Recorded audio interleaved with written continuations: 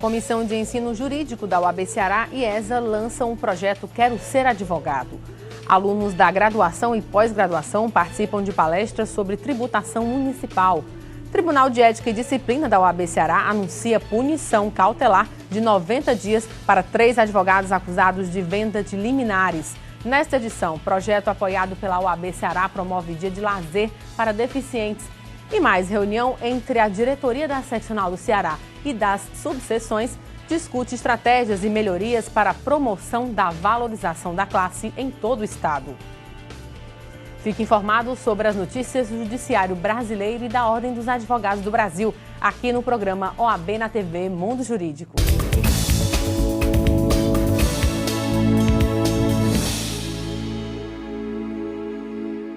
A Comissão de Ensino Jurídico da UAB Ceará e ESA lança um projeto Quero Ser Advogado. Acompanhe. A proposta, que tem a colaboração de instituições de ensino superior de Fortaleza, visa estimular a reflexão dos estudantes de direito sobre as competências necessárias para o ingresso na advocacia.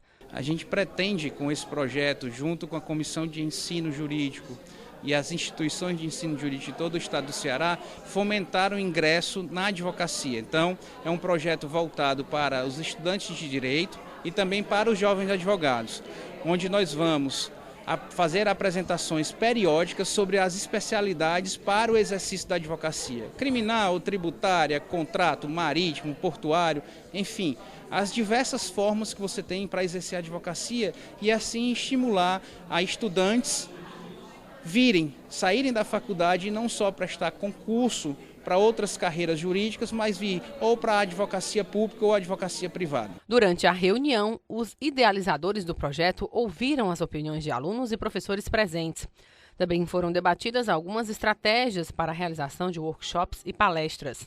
O evento é importante para fortalecer o conhecimento dos acadêmicos de direito. Que essas boas práticas, especialmente aqui na nossa escola, elas venham a prosperar para a comunidade jurídica do estado do Ceará. O estado do Ceará, que é reconhecidamente, o professor João de Lemos aqui, do alto da sua juventude e experiência, sabe que nós não somos somente a terra da luz, mas também aqui o nosso orgulho, e aqui aproveito o ensejo para lembrar, o centenário do Código Civil de Clóvis, esse grande jurista cearense, que nós temos aqui mentes brilhantes da seara jurídica.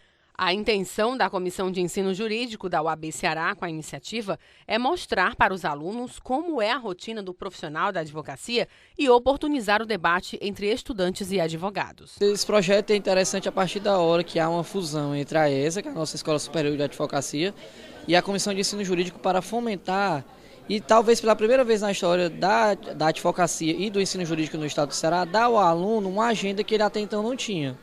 Então a Comissão de Ensino Jurídico, que hoje ocupa a vice-presidência, junto com a ESA, onde eu também tenho a coincidência de ser diretor-ouvidor, se juntaram esses dois órgãos e vão, a partir de agora, aqui vai ser o nascedouro de um projeto embrionário, onde terá uma agenda para o estudante de direito. E onde vão acontecer palestras, cursos, homenagens, dentre outros aspectos. Então a gente vai dar, essa é a grande importância desse evento de hoje, a gente vai dar ao aluno de direito uma importância que até então não havia sido dada com tanta veemência como a gente está buscando. Alunos da graduação e da pós-graduação participaram de palestras sobre tributação municipal. O evento contou com o apoio da Comissão de Mediação, Conciliação e Arbitragem da UAB Ceará. O evento, que teve como tema central o alcance do poder de tributar dos municípios nas operações de transmissão de bens imóveis, foi ministrado pelo conselheiro da UAB da Bahia, Gustavo Moriz. Hoje a gente vai falar sobre o campo de incidência de um tributo municipal, que é o ITBI, Imposto de Transmissão Intervivos de Bens Imóveis. E vamos tratar com os alunos da pós-graduação e da graduação sobre algumas questões relevantes sobre esse tema. Na ocasião, o presidente da UAB Ceará reiterou um dos objetivos da seccional cearense de aproximar o advogado das causas jurídicas. E nós, enquanto ordem, temos uma missão institucional muito importante, que é aproximar o advogado do saber jurídico. Nós que exercemos, e aqui sem falsa modéstia eu falo, a mais bela das profissões liberais, mas nós temos que, acima de tudo, agir com competência, com ética e devidamente atualizados com a boa doutrina e a melhor jurisprudência. Os palestrantes falaram sobre os diferentes tipos de tributos municipais, como, por exemplo, imposto sobre propriedade predial e territorial urbana, imposto sobre serviços de qualquer natureza e imposto sobre a transmissão de bens e imóveis intervivos. Para o presidente da Comissão de Mediação, o evento contribui diretamente para a realização de futuros trabalhos acadêmicos. Hoje, no dia de Santo Ivo, dia do aluno do direito, é com grande satisfação que nós recebemos esse grande público de estudantes da graduação e da pós-graduação de Direito da Unifor para assistir à palestra do professor Gustavo Mores, que é conselheiro estadual na Bahia, professor da Universidade Federal da Bahia, e vem para cá falar sobre tributos municipais, o alcance do poder de tributar. Toda palestra, todo debate, todo evento acadêmico, ele traz em sua natureza a produção do conhecimento. Então isso por si só já torna o evento grandioso. E ter a participação da OAB apoiando esses eventos mostra a grande preocupação da nossa instituição na formação contínua do advogado. Então eu tenho certeza que daqui hoje sairão ótimos trabalhos e serão desenvolvidos bons frutos que poderão ser aplicados na sociedade e na advocacia. O presidente da Comissão de Estudos Tributários da OAB Ceará, Alexandre Goiano, foi um dos debatedores do evento e fez questão de ressaltar a importância de discutir o assunto. Hoje a temática tributária está muito em voga no Brasil, não é? E a gente é louvável a Darlene Braga trazer esse evento aqui para a Unifor junto dos alunos, que na realidade são formadores de opiniões tanto quanto nós advogados, né? Porque estão aqui no seio da faculdade, onde desenvolvem todas as suas teses, todas as suas discussões acerca de tributos. E um evento como esse só engrandece o estado do Ceará. Hoje a gente tem em debate uma matéria muito importante, uma matéria que está em voga, inclusive por conta da grande crise que nós temos hoje no mercado imobiliário, né? E é de suma importância que esse debate ele venha para o seio acadêmico. E vamos agora à palavra do presidente com o advogado Marcelo Mota, presidente da OAB Ceará.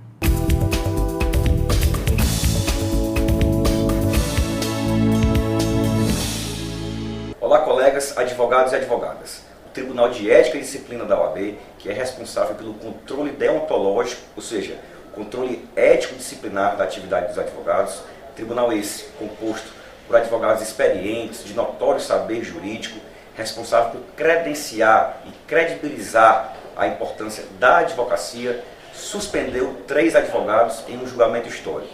Os advogados estão impedidos agora de exercer a profissão pelo prazo de 90 dias, não podem fazer consultoria, petições, enfim, audiências, porque estão agora em processo de cumprimento de pena.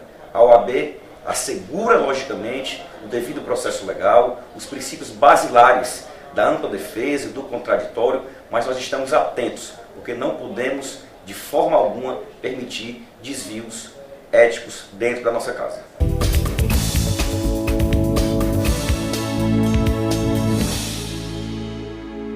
A Lei 13.260 de 2016 entrou em vigência no final do mês de março, trazendo o conceito do crime de terrorismo. E para falar sobre esta nova lei, nós recebemos agora em nosso estúdio o conselheiro estadual da OAB Ceará e advogado criminalista, Dr. Bruno Queiroz. Dr. Bruno, é um prazer tê-lo aqui em nosso estúdio. Prazer é meu, caro. Dr. Bruno, já existia o conceito de terrorismo antes desta lei? Na verdade, existia a Lei 7.170, que é a chamada Lei dos Crimes contra a Segurança Nacional, e essa lei trazia um conceito, no artigo 20, dos atos de terrorismo, né, que são os atos de saquear, depredar, sequestrar, utilizar violência ou grave ameaça. Mas essa lei anterior, ela não foi muito feliz porque os atos que ela disciplinava como terrorismo estavam previstos também em outros crimes do Código Penal. Então havia-se uma confusão entre o que era terrorismo e o que eram os crimes comuns. De modo que essa lei anterior, ela servia mais era para criminalizar organizações à época da ditadura que não se coadunavam com esse regime. Então a lei nova, essa sim foi mais feliz e trouxe um conceito de terrorismo relacionado à prática de atos por uma ou mais pessoas por motivação de xenofobia, por discriminação ou preconceito de cor, raça, etnia, religião e com o objetivo de provocar grave terror social ou generalizado. Portanto, o conceito, digamos assim, mais moderno e mais adequado de terrorismo em relação aos fatos que têm ocorrido no contexto internacional. Doutor Bruno, por que houve tanta demora na aprovação dessa legislação? Interessante. Essa lei só foi aprovada agora no final de março devido a grandes pressões internacionais que o Brasil sofreu em razão da proximidade dos Jogos Olímpicos. Na verdade, essa lei deveria ter sido aprovada até mesmo antes da realização da Copa do Mundo. E até porque a Constituição Federal, que é de 1988, ela já determinava lá no seu artigo 5º que deveria haver, por parte do legislador infraconstitucional, uma melhor definição do crime de terrorismo, né? Essa demora se deu por diversos motivos, mas basicamente pela falta de interesse mesmo do nosso legislador, talvez por uma visão romântica de achar que nós estamos alheios desse tipo de ocorrência, o que me parece uma visão equivocada no mundo globalizado de hoje, em que esses atos podem ser manipulados e praticados assim, a partir de qualquer ponto do globo terrestre. E o Brasil, ele se insere num contexto geopolítico, é um país que disputa um prestígio maior na ONU, por exemplo, né, no Conselho de Segurança. Então, eu acredito que essa demora se deu por desinteresse, mas veio em boa hora, porque já era mais do que devida essa melhor tipificação dos atos de terrorismo. Na prática, em que consiste o delito de terrorismo? Quais são as condutas previstas? Bom, as condutas previstas, como eu disse, né, consiste na prática de atos praticados por uma ou mais pessoas. É interessante quando a lei diz que uma só pessoa pode praticar o ato de terrorismo. Justamente o objetivo foi enquadrar os chamados homens-bombas, né, os lobos solitários, né, porque se fala da organização terrorista, mas o ato terrorista pode ser praticado por uma pessoa. Portanto, são atos praticados por uma ou mais pessoas por motivo de xenofobia, discriminação ou preconceito de cor, raça, etnia ou religião, com o objetivo de causar grave terror social e atingindo pessoas, patrimônio, a incolumidade pública ou a paz pública. Quais são esses atos definidos na lei, né? Geralmente são atos praticados com violência ou grave ameaça, atos de sabotagem, sabotagem através de mecanismos cibernéticos, sabotagem de fornecimento de água, de energia elétrica, a utilização de meios químicos, veneno, explosivos, até conteúdos nucleares. Então, nesse aspecto, a lei é bastante abrangente no que pode ser considerado, no que podem ser considerados os atos das organizações terroristas. Além disso, ficou também tipificado, e eu acho que foi muito feliz a lei, a questão do financiamento, né? Isso também está tipificado com uma pena bastante elevada, porque você sabe, Evaldo, que essas organizações, elas, para praticar esses atos de altíssima gravidade, elas precisam movimentar recursos de elevada monta. E através de um mecanismo, no mais das vezes, de lavagem de dinheiro, já que esses recursos têm origem lícita. Então ficou tipificado não só os atos propriamente ditos, como o financiamento, a integração, digamos assim, da organização e o recrutamento de pessoas também para essas práticas. Então a lei, nesse aspecto, foi bastante abrangente. Doutor Bruno, existe também a tipificação desse delito para atos praticados por movimentos sociais, como o MST ou os Black Blocs? Interessantíssima essa sua pergunta. A própria lei, ela exclui da tipificação de terrorismo, digamos assim, as manifestações dos movimentos sociais que objetivem, evidentemente, resguardar os direitos que estão previstos na Constituição Federal. Por outro lado, a lei também diz que, embora não caracterizem terrorismo, não possam ser tipificadas como terrorismo, não fica excluída a prática de outros crimes previstos no Código Penal. Ou seja, por exemplo, o MST, né, se praticar um ato ilícito durante uma manifestação, digamos assim, não caracteriza o crime de terrorismo. Porém, pode caracterizar outros crimes do Código Penal. Ou seja, de certo modo, a lei não agradou nem o pessoal mais à direita, nem o pessoal mais à esquerda. O pessoal mais à direita achava que teria que enquadrar o MST e outros grupos, sociais, inclusive no crime de terrorismo. Já o pessoal mais à esquerda dizia o seguinte: não, tem que excluir do terrorismo, tem que excluir também do Código Penal. Entendi. Então, o que me parece inadequado. Eu acho que, numa democracia, se membros do MST ou de qualquer grupo, movimento social, praticam ilícitos, eu acho que também devem ser enquadrados, minimamente no Código Penal, ainda que não caracterize o crime de terrorismo por ser uma figura muito, digamos, estigmatizada, digamos assim. Tá? Doutor Bruno, essa nova lei, ela pune, inclusive, os atos preparatórios do ato de terrorismo. Isso não acaba ferindo o princípio da lesividade do direito penal? Eu gostaria que você respondesse logo após um breve intervalo.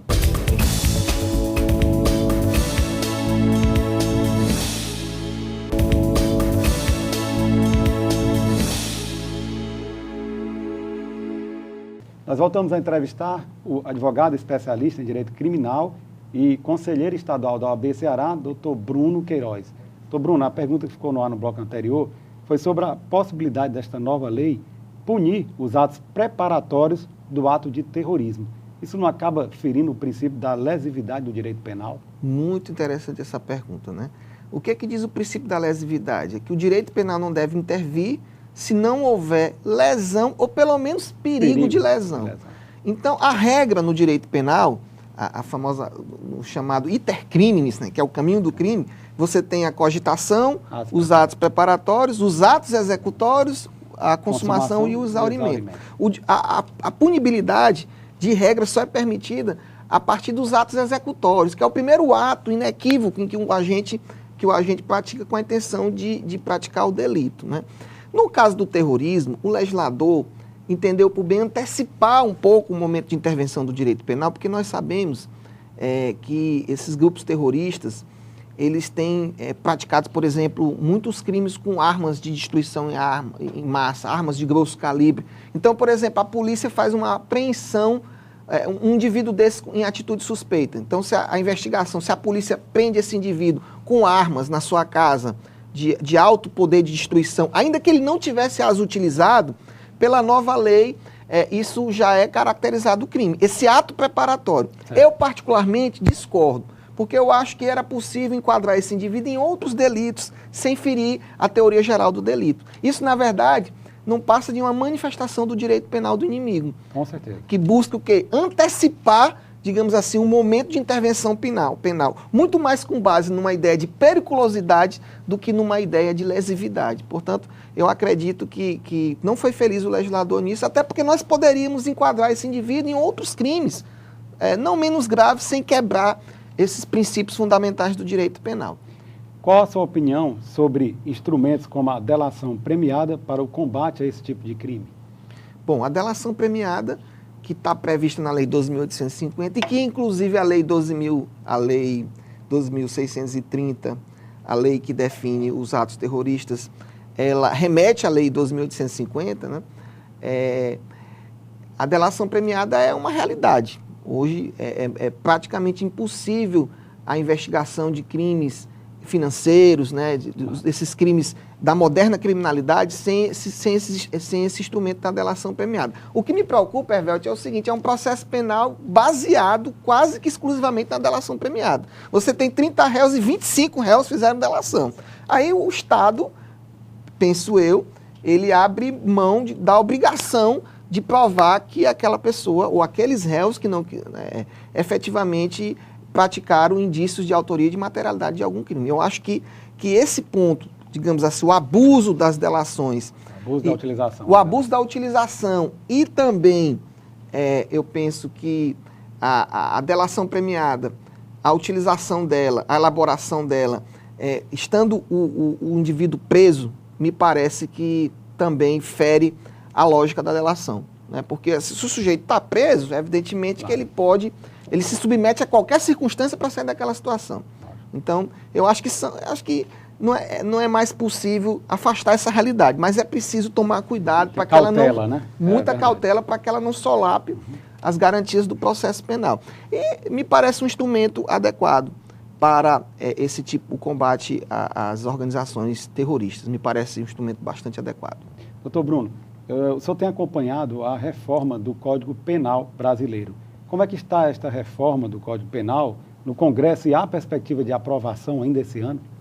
Bom, a reforma do Código Penal, ela ficou relativamente estancada por dois motivos. Primeiro, por conta da reforma do CPC, que ganhou uma prioridade na pauta, tanto que foi aprovado no ano passado. E segundo lugar, evidentemente, em razão da pauta política do problema do impeachment. Claro. Mas tudo indica que tão logo seja resolvido o problema político, essa reforma vai retornar com força total. Eu recomendo a todos os telespectadores que observem as alterações que são de uma gravidade muito significativa. É um Código Penal, uma proposta punitivista, uma proposta de encarceramento, uma proposta de flexibilização do princípio da legalidade penal, porque nós temos aí um excesso de tipos penais com a redação ambígua, vaga, normas penais em brancos, tipos penais omissivos. Então deixa de ser um direito penal garantista. Deixa de ser um direito penal garantista para ser um direito penal simbólico, ou seja, um direito penal que tem que atende, digamos assim, um discurso populista, certo. Um discurso de que haverá paz social com aumento de penas e aumento de crimes. E nós sabemos que isso não é verdade, né? Desde a lei dos crimes hediondos, que aumentou as penas, a lei de tortura, todo esse movimento e não diminuiu a criminalidade. A própria Lei Maria da Penha, enfim, todas essas manifestações do direito penal máximo, digamos assim, elas não têm sido felizes. Até porque o direito penal não deve ser utilizado como panaceia para resolver os problemas sociais. Mas eu acredito que a reforma deva voltar com bastante força agora no segundo semestre e espero que com debates mais ricos e que a sociedade brasileira possa sair vencendo. Doutor Bruno, infelizmente nós estamos chegando ao final da nossa entrevista. O programa OAB na TV Mundo Jurídico agradece a sua presença e abre espaço agora para as suas considerações finais. Bom, eu quero agradecer, né? E em relação a essa lei do terrorismo, eu quero dizer que foi um avanço. Acho que o Brasil precisava realmente se enquadrar no cenário internacional. Só faço uma última crítica, porque eu acho que faltou enquadrar como um ato de terrorismo, por exemplo, os atos praticados por motivação política, por exemplo, os atos praticados para suprimir o regime democrático, né? A lei fala de xenofobia, de discriminação, mas se o sujeito praticar atos de terrorismo para suprimir, por exemplo, o Estado democrático, isso não será previsto, não está previsto ainda como crime de terrorismo. Não está previsto. Então, eu acho que foi, por exemplo, uma falha do nosso legislador. Porém, acho que foi um avanço e eu acho que o Brasil sinaliza para estar mais inteirado, digamos assim, com a comunidade internacional através por intermédio dessa nova legislação, apesar das críticas que eu fiz desse direcionamento em alguns dispositivos em relação ao direito penal do inimigo. Obrigado. Ivelise Maia. A OAB Ceará e a CAASE possuem um convênio firmado com o PROMAD para levar tecnologia até o seu escritório. Através dele, você tem acesso ao sistema jurídico e ao site do advogado de forma gratuita por no mínimo 6 meses. Caso seja recém-formado, esse prazo pode chegar até 2 anos. Participe cadastrando-se em www.promad.adv.br e faça como quase 80 mil colegas advogados em todo o Brasil. Em coletiva de imprensa, o Tribunal de Ética e Disciplina da OAB Ceará anuncia punição cautelar de 90 dias para 3 advogados. Eles são acusados de participarem do esquema de venda de liminares nos plantões judiciais do Tribunal de Justiça. O Tribunal de Ética da OAB Ceará anunciou que suspendeu cautelarmente 3 advogados. Eles estariam envolvidos no caso de venda de liminares durante os plantões judiciais do Tribunal de Justiça do Ceará. O presidente do TED esclareceu como ficará a situação das investigações. O tribunal terá 90 dias para julgar definitivamente o caso. Nós, ao longo desses 2 últimos anos, procuramos realmente uma prova material. Indícios não são suficientes para que se possa punir ninguém. Embora houvesse notícia, a mídia, vocês não pararam em momento algum de fomentar a informação, porém nós não tínhamos a prova concreta. E somente agora, no mês, não está com uns 50 dias ainda, que nós recebemos a prova compartilhada tanto da Justiça Federal do Estado do Ceará, da 11ª Vara, por despacho do doutor Danilo, a prova também que está constituída dos autos do processo disciplinar que tramita do Conselho Nacional de Justiça envolvendo os desembargadores. Então essas provas foram compartilhadas, são mais de 30 mil documentos, dos quais nós compilamos 10.500 e formamos o processo onde nós detectamos os indícios fortes de participação de alguns colegas advogados. E desses que estão na linha de frente das investigações, nós levamos 3 a julgamento ontem e por isso nós estamos aqui hoje prestando conta à sociedade, prestando conta a vocês, prestando conta a toda a comunidade jurídica do Estado do Ceará e em especial a todos os advogados que são filiados à nossa seccional da OAB. Damasceno falou sobre o julgamento de outros advogados. Segundo ele, mais 8 advogados terão os processos julgados. Ao final da coletiva, o presidente da Ordem, Marcelo Mota, lembrou a importância do Tribunal de Ética para o exercício da advocacia e o controle deontológico da profissão. O Tribunal de Ética e Disciplina é o órgão da OAB responsável pelo zelo no que se diz respeito ao nosso Estatuto, a Lei 8.906 de 94, ao Código de Ética e Disciplina, que regulamenta a atividade.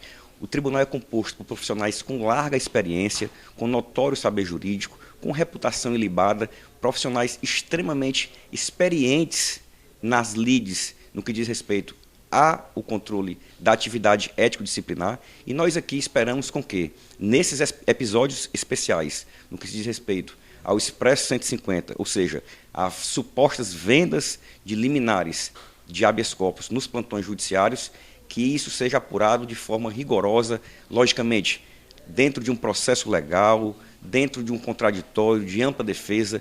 O advogado aqui tem uma missão muito importante, porque cabe também ao TED fazer com que a nossa dignidade e a credibilidade da advocacia sempre estejam enaltecidas. Afinal de contas, o advogado ele tem um papel social extremamente importante e nós, enquanto advogados, estamos estampados no artigo 133 da Constituição Federal, que prevê que somos essenciais à administração da justiça.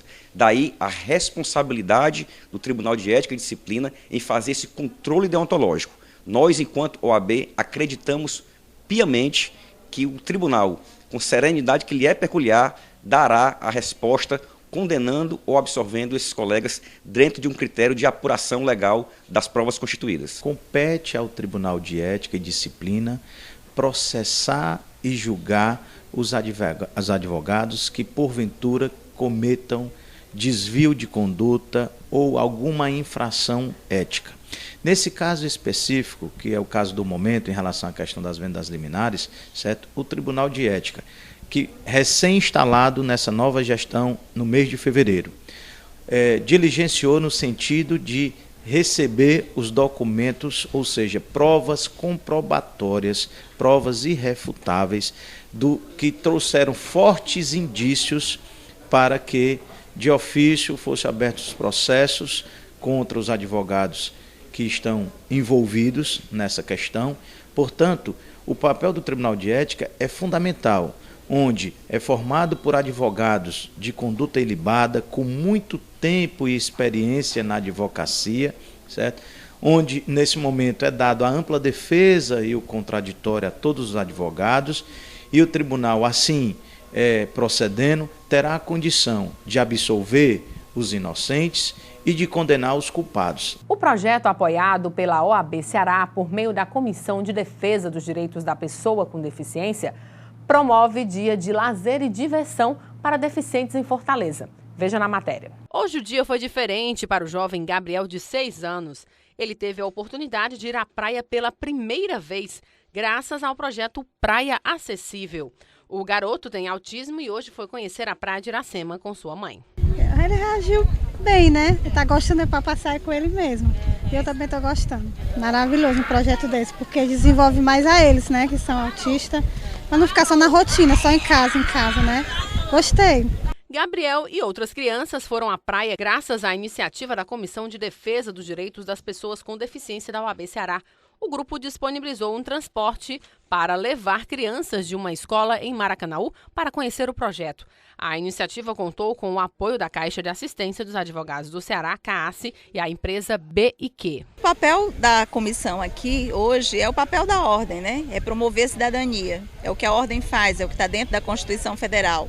Então, a pessoa com deficiência, no caso nós somos da Comissão de Defesa dos Direitos da Pessoa com Deficiência. A pessoa com deficiência, ela tem muitas dificuldades para exercer sua cidadania, certo? Diante do meio e diante das atitudes. Então, o acesso ao lazer, um lazer comum a todos nós, principalmente no Nordeste, como a praia, para uma pessoa que não tem nenhum tipo de limitação, ele fica de uma forma, e quando a pessoa tem essas limitações, ele é obstruído. Primeiro, eu gostaria de parabenizar a atuação da Comissão de Direitos de Pessoas com Deficiência, capitaneada aí pela competente Liduína. E, como coordenadora das comissões, eu me sinto muito honrada, muito orgulhosa, porque é o papel da OAB se aproximando cada vez mais da sociedade. Então, o papel das comissões, ela vai muito além do contato somente com a advocacia. E essa comissão, ela tem um papel muito importante em debater os direitos das pessoas com deficiência. Esse projeto é um projeto conjunto da Prefeitura com o Governo do Estado, o projeto Praia Acessível. Ele está no início, mas vem mostrando força, e a OAB Ceará não poderia deixar de estar aqui apoiando, juntamente com a comissão. E parabenizar novamente essa comissão que vem brilhando e com certeza fará ainda grandes projetos, implementará, e nós iremos sonhar e efetivar vários projetos juntos. O Praia Acessível, Praia para Todos, chegou à capital cearense em março de 2016 por meio de uma parceria do Governo do Estado do Ceará com a Prefeitura de Fortaleza. O objetivo é possibilitar que pessoas com deficiência tenham acesso à praia e a outros esportes. O projeto funciona de quarta a domingo, das 9 às 14 horas, na Praia de Iracema, na altura do Hotel Sonata. O espaço conta com cadeiras anfíbias que possibilitam deficientes irem até o mar. Profissionais treinados, atividades como voleibol e frescobol adaptado também estão à disposição. A OAB Ceará realizará no próximo dia 31 de maio uma audiência pública para debater o Uber. E para falar sobre este encontro, nós conversamos agora com o presidente da Comissão de Defesa do Consumidor, Dr. Sávio Aguiar, e com o presidente da Comissão de Defesa da Concorrência da OAB Ceará, Dr. Leonardo Leal. Dr. Sávio, é um prazer tê-lo aqui em nosso estúdio. Bem, sempre uma satisfação, Hervel, estar nesse momento compartilhando aqui com a advocacia e expondo um pouco aí das atribuições da Comissão de Defesa do Consumidor e essa atuação junto à Uber. Inicialmente, eu gostaria que o senhor destacasse aqui para os nossos telespectadores a importância desta audiência pública. Bem, primeiro é de suma importância trazer o debate para dentro da casa, para dentro da advocacia, para dentro da casa da advocacia, a nossa gloriosa Ordem dos Advogados, um tema que é bastante palpitante, a chegada do Uber aqui na nossa capital. É um sistema que tem trazido grandes, não vou dizer complicações, mas grandes debates, e esses debates têm em torno aí de complicações. Inclusive, a gente tem visto aí em outros estados, chegando a agressões físicas, e nós já conseguimos presenciar aqui também na nossa capital alguns incidentes desse tipo. Então, o debate ele vem para amplificar a discussão em torno do tema e sempre tendo como foco a proteção do cidadão, a proteção do consumidor, no caso da nossa comissão. Doutor Leonardo, qual a sua percepção sobre a realização deste evento aqui em Fortaleza? Olha, esse evento é de fundamental importância na medida em que os modelos de transporte, tanto público quanto individual, são fundamentais para todos e atingem a toda a sociedade, né? Por mais que eu não seja um usuário assíduo do serviço de táxi ou de outro serviço de transporte público, né, a metodologia de funcionamento desses serviços, o dia a dia dessas operações vai impactar na vida de todos nós. Tanto que já temos presenciado manifestações de taxistas, né, uma grande resistência a essa questão dessa novidade que vem chegando aqui em Fortaleza, o que não é um fato isolado da nossa capital, né? Como o Sávio já destacou, já aconteceram em outros estados, inclusive em outros países. Daí porque é fundamental que a Ordem se apresente como um canal que vai interferir, que vai estar atento a esse problema que é do interesse de todos nós. Doutor Sávio, há quem defenda a proibição deste serviço. Isso não acabaria tolhendo o direito de escolha do consumidor? Bem, sem dúvida alguma. É interessante, Hervelde, que a gente observe e presencie que nós não podemos eliminar as possibilidades que são ofertadas ao consumidor. O Uber, de fato, ele é uma inovação, ele traz uma nova dinâmica para o mercado de consumo e dentro dessa nova dinâmica a gente deve sim entender o seu funcionamento. Aqui é importante que nessa audiência pública todos os partícipes tenham a sua real importância, tenham a sua função dentro do sistema. E essa função ela deve ser atrelada juntamente com o serviço que vai ser ofertado ao consumidor. Em momento algum nós podemos tirar o direito de escolha do consumidor. O que nós temos e necessitamos que façamos nesta audiência pública é um grande debate, que nós possamos trazer para a advocacia, que a advocacia contribua por meio de suas comissões temáticas, de forma a condicionar, ou pelo menos nós possamos fazer um bom debate em torno da matéria. Doutor Leonardo, além de tolher o direito do consumidor, não seria uma violação ao livre mercado? Com certeza. No caso, a nossa Constituição, ela assegura a todos o exercício de qualquer atividade econômica sem que haja nenhum tipo de restrição, nenhum tipo de impedimento. Agora, é evidente que também a própria Constituição diz que o Estado ele pode estabelecer regras, ele pode estabelecer limites, e aí os particulares terão que seguir essas regras e limites. No caso da chegada do Uber, como foi dito, alguns colocam como se houvesse a necessidade de se proibir, de se impedir, o que, ao nosso entender, é vedado pela Constituição Federal. Na verdade, ao Estado cabe, se for o caso, regular, estabelecer regras, limites, condições, mas jamais impedir ou proibir o exercício de qualquer atividade econômica, porque isso feriria a livre concorrência. Doutor Sábio, na prática, então, o maior interesse da OAB é, a partir desta audiência pública, tirar um indicativo, seja de regulamentação ou não, do serviço, envolvendo todos os atores. Sem dúvida. A nossa função e a ordem, capitaneada aí pelo presidente Marcelo Mota, que vem desenvolvendo um belo trabalho de assistência e tanto a advocacia como a sociedade, por meio das comissões temáticas, é ser um partícipe ativo desse processo. Então, nós temos duas comissões que estão extremamente envolvidas com a temática, a Comissão de Defesa do Consumidor, nós temos a Comissão de Defesa da Concorrência, nós temos ainda uma outra comissão que é presidida por outro colega, pelo colega Mário, que não pôde estar presente, mas que trabalha com a questão do trânsito em si, da regulamentação do trânsito, para que essa força-tarefa possa pensar como contribuir para a efetivação desse serviço. É fato que o Uber ele traz uma inovação e essa inovação em momento algum pode ser ignorada pelo sistema. Então, o consumidor ele não pode ser prejudicado, seja por categoria A, categoria B, categoria C. O que nós precisamos aqui é entender o sistema, mostrar para a população o que de fato ele é, o que ele representa, quais são os benefícios, se existem malefícios, quais são os malefícios que ele traz, enfim. É um amplo debate, um debate que é totalmente desprovido de paixões ou de defesa de categorias. É um debate em prol da sociedade. E é por isso que nós procuramos também na organização da audiência promover uma audiência bem plural, Nós convidamos aí representação dos taxistas, representação da empresa Uber, órgãos de defesa do consumidor, poderes legislativos, para que todos possam sentar e discutir com seriedade, com objetividade também, sem paixões, como o Sábio destacou, esse problema que está presente precisa ser resolvido.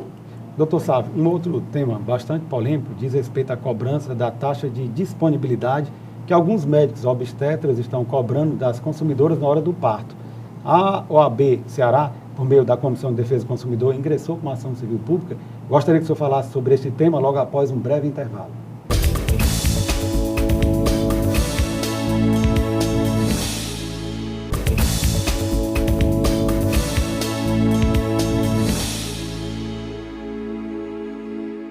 Nós voltamos a entrevistar o presidente da Comissão de Defesa do Consumidor da OAB Ceará, doutor Sávio Aguiar, e o presidente da Comissão de Defesa da Concorrência da OAB Ceará, doutor Leonardo Leal.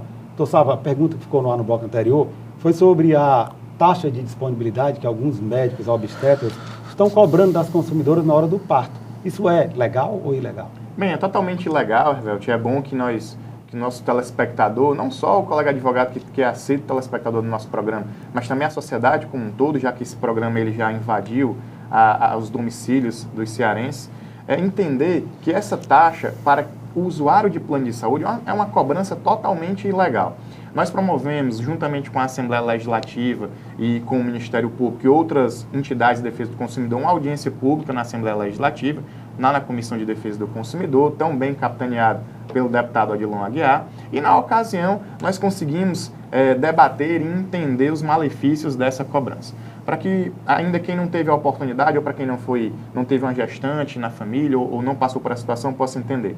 Nós temos uma prática que usuários de plano de saúde, usuárias, passam seus 9 meses a fazer um acompanhamento do seu pré-natal, da sua gestação como um todo, por meio do seu plano de saúde. E no momento mais importante da vida, que é o momento do nascimento, é cobrado uma taxa, um valor que é nomenclado de taxa de disponibilidade obstetra, e aí a consumidora, naquele momento de dificuldade, se vê obrigada a pagar valores que variam de R$ 3.500 a R$ 10.000. Ou seja, ela tem um plano de saúde, mas que no momento que mais precisa desse plano de saúde, que é o momento do nascimento do seu filho, ela se vê obrigada a fazer um despendimento de valor, um valor muito alto, que muitas vezes ela não tem. Chegando inclusive a fazer empréstimos bancários, vender veículos, enfim, fazer uma série de situações que lhe tragam um superendividamento. Então, atento a isso, a Comissão de Defesa do Consumidor, juntamente com a Assembleia e o DECOM, manejaram a ação civil pública para coibir esta prática. Essa ação já está protocolada no fórum, estamos aguardando a manifestação do Poder Judiciário sobre o tema.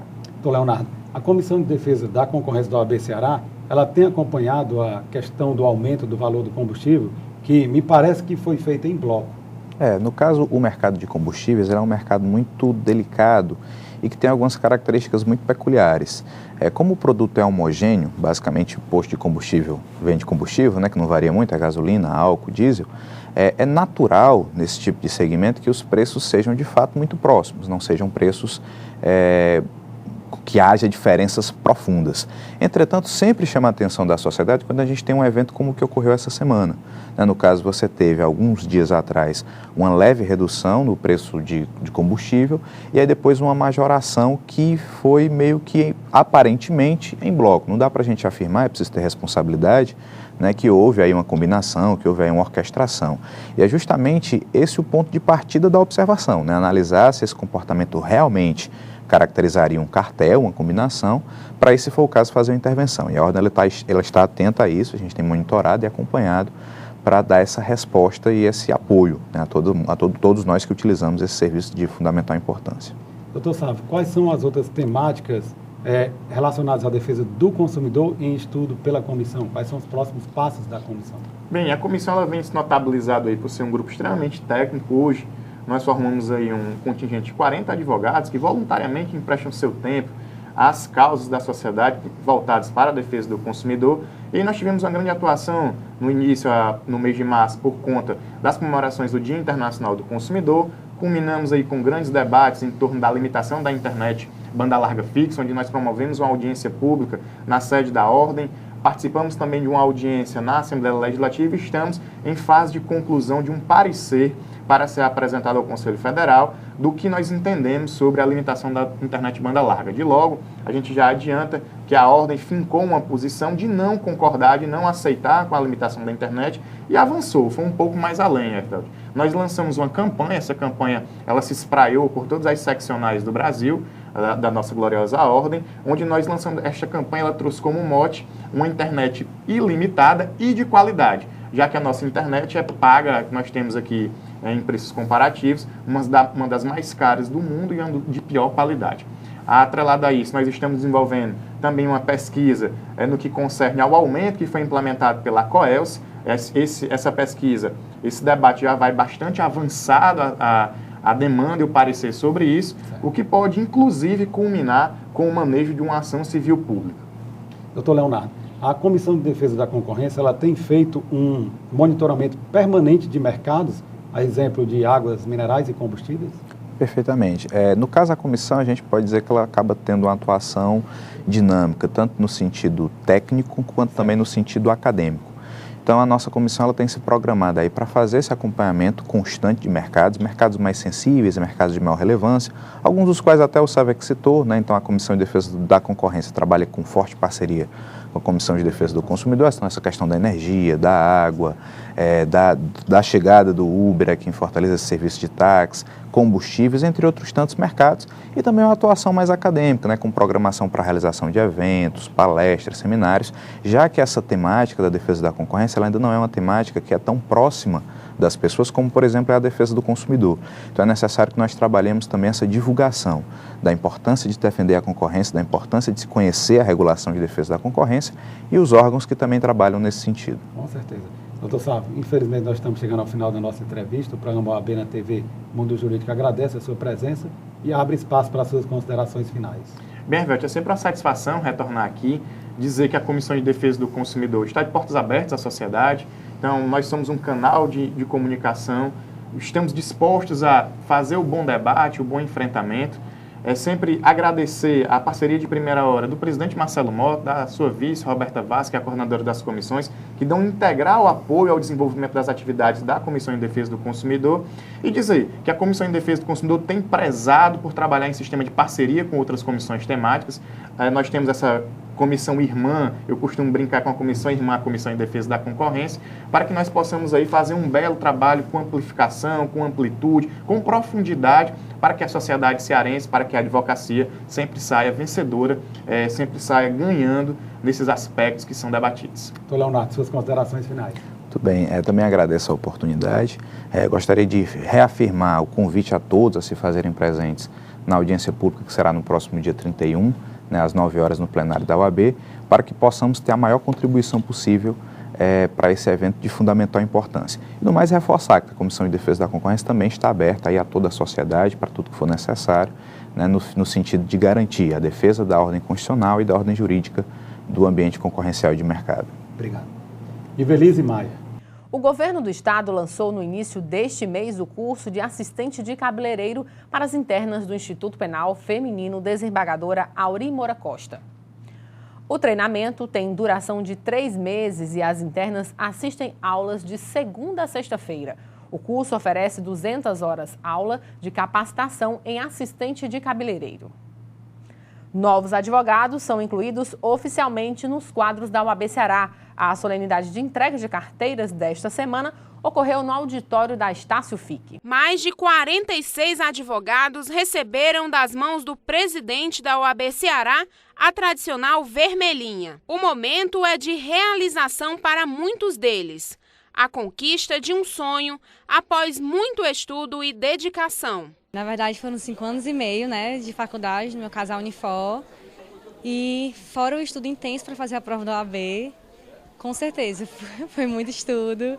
E é um momento de muita felicidade, realmente, saber que minha carreira profissional está realmente começando agora, Porque sem a carteirinha da OAB, assim, não dá para exercer mesmo, a advocacia, então é muita felicidade mesmo. Sensação de vitória, é sucesso. Foram 5 anos na faculdade e batalhar pela aprovação do exame da OAB. Hoje isso aqui é o fechar de todos 5 anos de esforço, É só sucesso. A solenidade foi conduzida mais uma vez pelo presidente da OAB Ceará. Na tradicional conversa com os novos advogados, Marcelo Mota fala sobre a estrutura da ordem e a importância da constante atualização jurídica e postura ética para o exercício da profissão. A boa aplicação das leis, a rápida administração da justiça e o aperfeiçoamento da cultura e das instituições jurídicas. A boa aplicação das leis, a rápida administração da justiça e o aperfeiçoamento da cultura e das instituições jurídicas.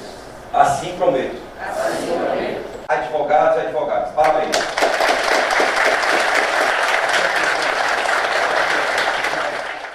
O primeiro ciclo de palestras da Comissão da Mulher Advogada debateu o discurso de ódio nas redes sociais. Até julho, outras 2 palestras vão discutir questões de gênero, violência doméstica e a mulher e a mídia. Temas como discurso de ódio nas redes sociais tomaram conta dos debates no primeiro ciclo de palestras da Comissão da Mulher Advogada. O evento começou nesta terça-feira no auditório da Escola Superior de Advocacia. Outros assuntos, sempre com enfoque na mulher, também vão compor o ciclo. O ciclo é o nosso primeiro ciclo de palestra da Comissão da Mulher Advogada, que surgiu após reiteradas reuniões da comissão e que nós quisemos trazer para a discussão na sociedade em geral, não só para as mulheres, temas relevantes e que nos levem a pensar sobre a nossa sociedade atual. São três palestras, uma primeira sobre discurso de ódio na internet, a segunda sobre questões de gênero e violência doméstica e a terceira sobre mulher e mídia e como é a vulgarização da mulher, do corpo da mulher na nossa mídia, principalmente na televisão. Então são temas relevantes para toda a sociedade, mas principalmente para as mulheres. No primeiro dia de palestras, a jornalista Helena Martins trouxe exemplos de vários perfis nas redes sociais que são vítimas constantes de insultos. De fato, hoje o crime de ódio tem crescido bastante na internet e os grupos mais vulneráveis na sociedade, de uma forma geral, eles também são os mais agredidos na rede. Mulheres, negros, pessoas, por exemplo, de religiões de matriz africana, porque todo o processo de desigualdade e opressão que a gente vê no mundo offline, a gente também acaba reproduzindo e vendo ser reproduzido no mundo online. Então há um crescimento absurdo, né? A SaferNet, que é a ONG que acompanha, registra, encaminha denúncias, ela tem apontado ano a ano o crescimento de crimes de ódio na internet, também no crescimento de denúncias, mas ainda muito tímido, né? As pessoas sabem pouco como denunciar, pouco como reagir a isso, e é fundamental que a gente consiga fomentar debates e construir mecanismos institucionais, legais, enfim, para que a gente possa ter um ambiente seguro na rede que promove e não viole os direitos humanos. Lola Aronovic, criadora do blog Escreva Lola, Escreva, também trouxe seu depoimento para as mulheres presentes. O seu blog é considerado feminista, mesmo a autora dizendo que não gosta de rótulos. Lola colocou em pauta na palestra casos reais de ódio que presenciou e relatou como lida com cada história em seu diário digital. Ele desejava aquelas meninas na escola, né, na época dele, ele já tinha passado dessa época, dessa fase escolar, e as meninas não deram bola para ele. Então, para ele, né, a maior parte de nós, todas nós, eu acho, já foi rejeitada em algum lugar, em algum momento da vida. O ciclo continua nos próximos dias 20 de junho e 11 de julho, no auditório da ESA. Para participar, é só se inscrever no site da escola, esace.org.br. Vamos conferir agora as dicas dos principais concursos jurídicos com inscrições abertas em todo o Brasil na nossa agenda. Tribunal de Justiça do Estado de Alagoas, inscrições até 29 de maio. E o programa de hoje termina aqui. Você pode conferir o horário dos programas inéditos e reprises na TV Fortaleza, TV União e TV O Povo, ou no site da OAB Ceará, oabce.org.br, e também os programas anteriores. Mande suas sugestões para o programa através da página no Facebook e também através do Twitter, @OABCE. Obrigada pela companhia e até a próxima semana.